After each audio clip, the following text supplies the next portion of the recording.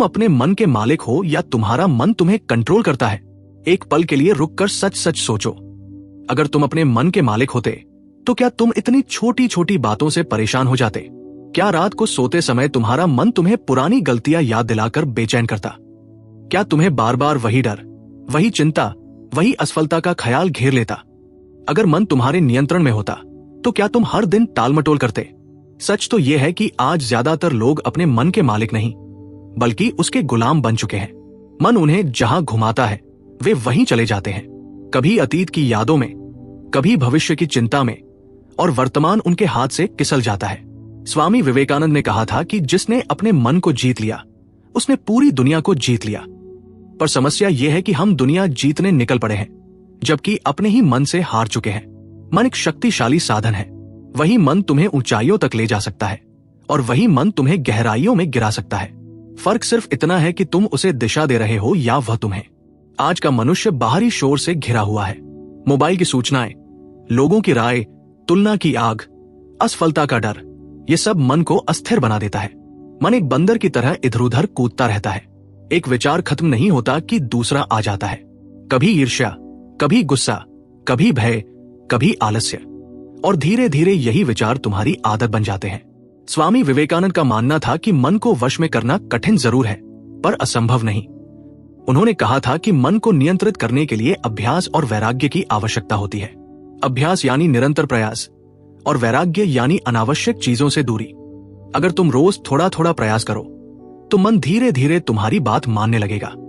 सोचो, अगर तुम्हारा मन तुम्हारे नियंत्रण में आ जाए तो क्या होगा? तुम पढ़ाई में ध्यान लगा पाओगे, काम में पूरी ऊर्जा लगा पाओगे, निर्णय साफ दिमाग से ले पाओगे। तुम्हारी भावनाएं तुम्हें डुबोएंगी नहीं बल्कि तुम्हारी ताकत बनेंगी। लेकिन यह सब तभी होगा जब तुम मन को समझोगे। मन को दबाने से वह और उग्र हो जाता है, पर उसे देखने और स्वीकार करने से वो शांत होने लगता है। पहला कदम है जागरूकता। 1 मिनट के लिए शांत बैठो और देखो कि तुम्हारे मन में क्या चल रहा है।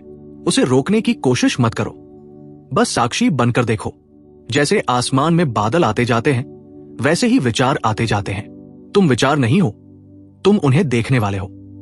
यह समझ लेना ही आधी जीत है। जब तुम यह जान जाते हो कि तुम अपने विचार नहीं हो तब तुम उनके गुलाम नहीं रहते। मन को समझना ही मन को नियंत्रित करने की शुरुआत है। जब तक तुम यह मानते रहोगे कि हर विचार सच है तब तक तुम उसी के पीछे भागते रहोगे। पर जैसे ही तुम ये समझोगे कि विचार केवल मानसिक तरंगे हैं तब तुम उनसे दूरी बना पाओगे। यही स्वामी विवेकानंद की शिक्षा का पहला आधार है, आत्म जागरूकता। अब बात करते हैं उस 5 मिनट के सूत्र की जो पूरी तरह व्यावहारिक है। ये कोई रहस्यमय साधना नहीं बल्कि रोजमर्रा की सरल प्रक्रिया है। पहला मिनट है निरीक्षण। आंखें बंद करो और अपने मन को देखो। कौन सा विचार बार बार आ रहा है? कौन सी चिंता तुम्हें पकड़कर बैठी है? उसे पहचानो, उसे नाम दो। जैसे ही तुम उसे पहचान लेते हो उसकी शक्ति कम होने लगती है।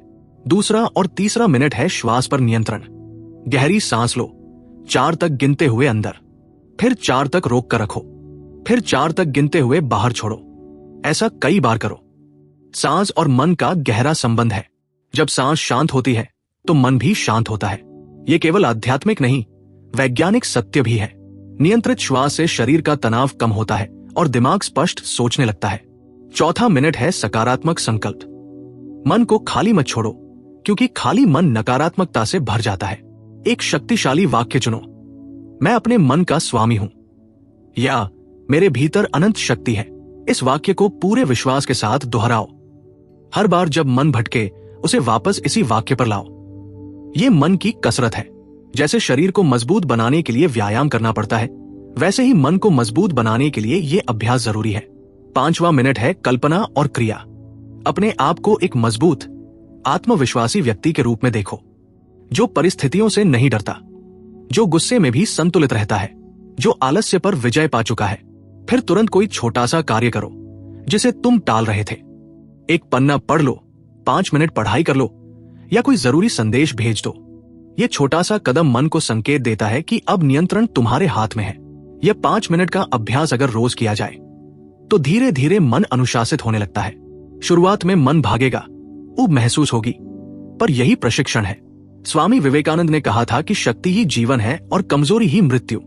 मन पर नियंत्रण शक्ति है, मन का गुलाम होना कमजोरी है। जब तुम नियमित रूप से ये अभ्यास करते हो तो तुम्हारा आत्मविश्वास बढ़ता है। तुम प्रतिक्रियात्मक नहीं बल्कि सजग बनते हो। कोई तुम्हें कुछ कह दे तो तुम तुरंत गुस्से में नहीं फटते, पहले सोचते हो फिर जवाब देते हो। यही सच्चा नियंत्रण है।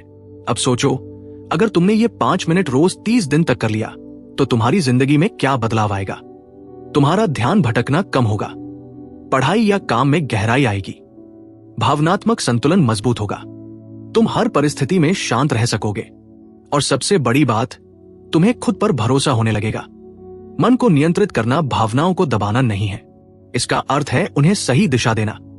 जैसे नदी को बांधकर उससे बिजली बनाई जाती है, वैसे ही मन की ऊर्जा को दिशा दो। अगर दिशा नहीं दोगे तो वही ऊर्जा तुम्हें तोड़ देगी।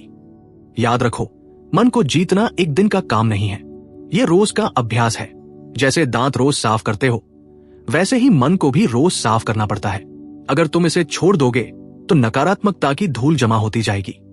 आज से निर्णय लो कि तुम अपने मन के मालिक बनोगे।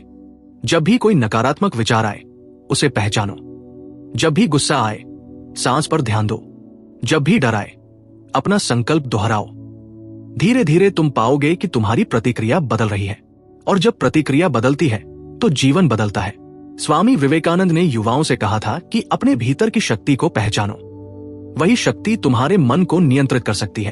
तुम कमजोर नहीं हो, तुम्हारे भीतर अनंत सामर्थ्य है, बस उसे जगाने की जरूरत है। तो एक बार फिर खुद से पूछो, तुम अपने मन के मालिक हो या तुम्हारा मन तुम्हें कंट्रोल करता है? इस प्रश्न का उत्तर शब्दों से मत दो, अपने अभ्यास से दो, अपने अनुशासन से दो। रोज 5 मिनट खुद को दो। यही 5 मिनट तुम्हारी सोच बदल देंगे, तुम्हारी आदतें बदल देंगे और धीरे धीरे तुम्हारी पूरी जिंदगी बदल देंगे। जब तुम सच में अपने मन के स्वामी बन जाओगे तब दुनिया की कोई ताकत तुम्हें रोक नहीं पाएगी।